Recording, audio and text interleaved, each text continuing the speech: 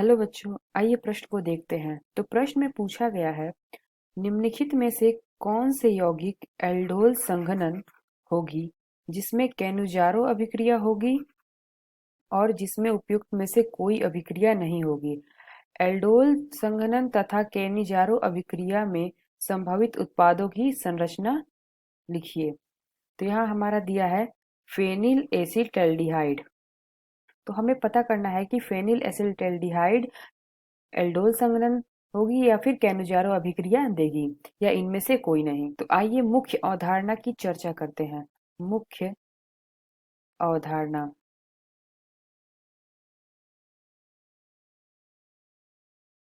तो आइए जानते हैं कि एल्डोल संघनन क्या होता है।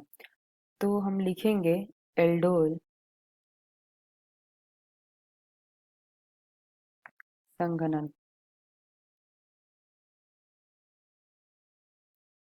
तो एल्डोल संघनन ऐसे कार्बनिक समूह जिसमें हमारा तो एल्डोल संघनन ऐसे कार्बनिक समूह होते हैं जिसमें हमारा अल्फा हाइड्रोजन उपस्थित हो, वह एल्डोल संघनन प्रदर्शित करता है। तो एल्डोल संघनन जिसमें अल्फा हाइड्रोजन उपस्थित उपस्थित हो, वो एल्डोल संघनन प्रदर्शित करता है। तो अब कार्बोनिल देखते हैं, जैसे कि हमारा सी सी डबल बॉन्ड ओ सी और यहाँ H हाइड्रोजन। तो इसमें जो कार्बन जुड़ा है, तो ये जो कार्बन है यह अल्फा कार्बन है और जो इस कार्बन से हाइड्रोजन जुड़े हैं वह हमारी अल्फा हाइड्रोजन होंगी। तो यहाँ पे भी एक हाइड्रोजन जुड़ा होगा और यहाँ पे भी एक हाइड्रोजन जुड़ा होगा।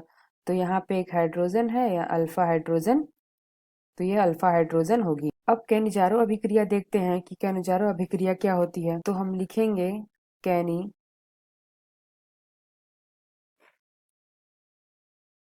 जारो अभिक्रिया।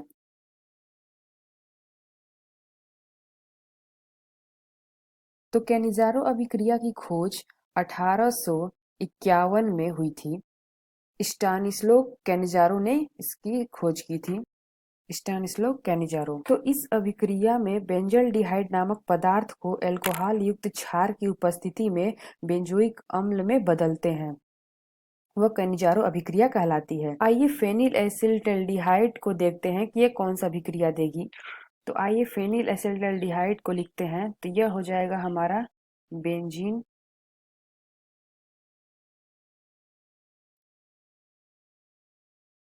इसमें यहाँ जुड़ा होता है CH2CO। तो इसमें हम देख रहे हैं एक से अधिक हाइड्रोजन उपस्थित है, अतः यह एल्डोल संघनन होगी। आइए इसकी संरचना देखते हैं। तो हम यहाँ 2 फेनिल एसिटाल्डिहाइड लेंगे और इसकी हम अभिक्रिया कराएंगे।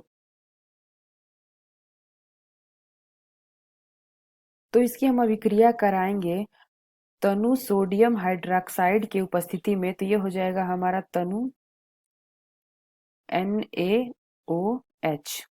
सोडियम हाइड्रॉक्साइड के उपस्थिति में इसे अभिक्रिया कराने पे जो हमें उत्पाद प्राप्त होगा वह होगा, तो यहाँ आ जाएगी एक बेंजीन रिंग।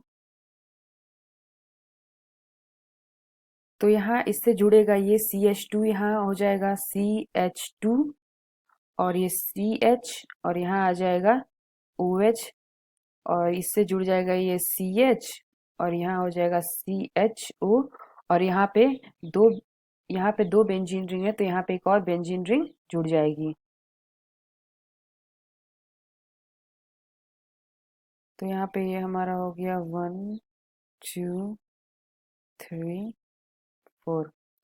तो इसका नाम क्या होगा, आइए देख लेते हैं। तो यह हो जाएगा हमारा 3 हाइड्रॉक्सी 2 4 डाइफेनिल ब्यूटेनल। तो फेनिल एसिटाल्डिहाइड का एल्डोल संघनन कराने पे हमें ये प्राप्त होता है 3 हाइड्रॉक्सी 2 4 डाइफेनिल ब्यूटेनल। तो आइए अब हम कैनिजारो अभिक्रिया देखते हैं। तो ये हो जाएगा हमारा बेंजीन रिंग,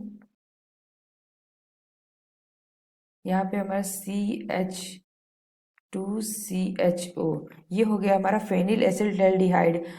तो यहाँ हम देख रहे हैं कि यहाँ पे एक से ज़्यादा हाइड्रोजन अल्फा हाइड्रोजन उपस्थित है, इसलिए यह एल्डोल संघनन देगी।